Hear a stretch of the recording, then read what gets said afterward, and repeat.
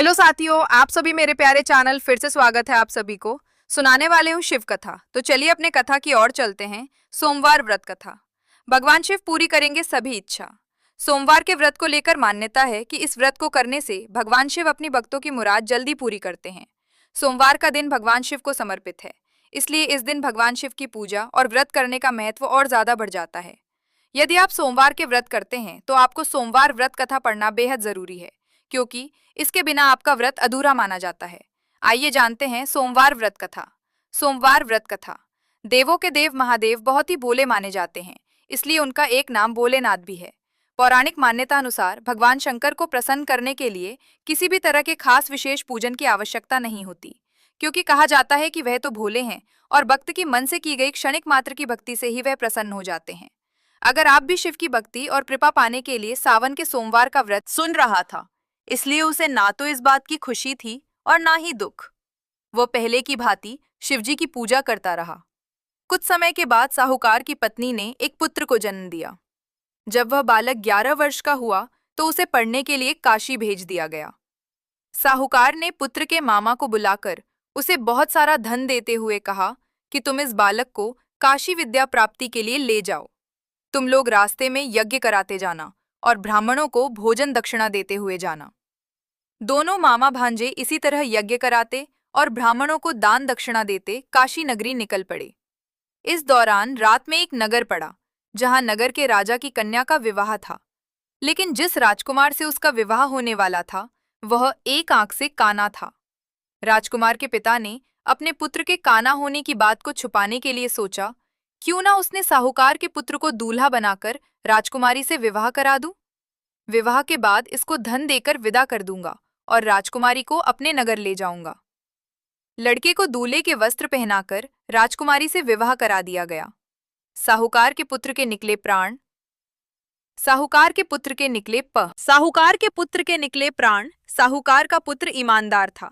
उसे यह बात सही नहीं लगी, इसलिए उसने अवसर पाकर राजकुमारी के दुपट्टे पर लिखा कि तुम्हारा विवाह तो मेरे साथ हुआ है, लेकिन जिस राजकुमार के संग तुम्हें भेजा जाएगा वह एक आंख से काना है। मैं तो काशी पढ़ने जा रहा हूँ। जब राजकुमारी ने चुन्नी पर लिखी बातें पढ़ी तो उसने अपने माता पिता को ये बात बताई। राजा ने अपनी पुत्री को विदा नहीं किया, फिर बारात वापस चली गई। दूसरी ओर साहूकार का लड़का और उसका मामा काशी पहुंचे और वहां जाकर उन्होंने यज्ञ किया। जिस दिन लड़का 12 साल का हुआ उस दिन भी यज्ञ का आयोजन था। लड़के ने अपने मामा से कहा कि मेरी तबीयत कुछ ठीक नहीं है। मामा ने कहा कि तुम अंदर जाकर आराम कर लो। शिवजी के वरदानुसार कुछ ही देर में उस बालक के प्राण निकल गए। मृत भांजे को देख उसके मामा ने विलाप करना शुरू किया। संयोगवश उसी समय शिवजी और माता पार्वती उधर से जा रहे थे। पार्वती माता ने भोलेनाथ से कहा, स्वामी, मुझे इसके रोने के स्वर सहन नहीं हो रहा, आप इस व्यक्ति के कष्ट को अवश्य दूर करें। शिवजी की कृपा से जीवित हो उठा साहूकार का बेटा। जी बंदे, जीवित हो उठा साहूकार का बेटा। जब शिवजी मृत बालक के समीप गए तो वह बोले कि यह उसी साहूकार का पुत्र है जिसे मैंने 12 वर्ष की आयु का वरदान दिया था। अब इसकी आयु पूरी हो चुकी है। लेकिन मातृभाव से विभोर माता पार्वती ने कहा कि हे महादेव, आप इस बालक को और आयु देने की कृपा करें, अन्यथा इसके वियोग में इसके माता पिता भी तड़प तड़प कर मर जाएंगे। माता पार्वती के पुनः आग्रह पर भगवान शिव ने उस लड़के को जीवित होने का वरदान दिया। शिवजी की कृपा से वह लड़का जीवित हो गया। शिक्षा पूरी करके लड़का मामा के साथ अपने नगर की ओर वापस चल दिया।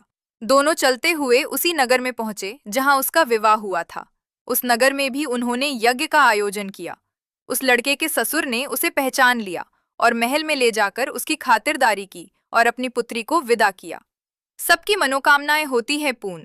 सबकी मनोकामनाएं होती हैं पूर्ण। इधर साहूकार और उसकी पत्नी भूखे प्यासे रहकर बेटे की प्रतीक्षा कर रहे थे। उन्होंने प्रण कर रखा था कि यदि उन्हें अपने बेटे की मृत्यु का समाचार मिला तो वह भी प्राण त्याग देंगे, परंतु अपने बेटे के जीवित होने का समाचार पाकर वह बेहद प्रसन्न हुए।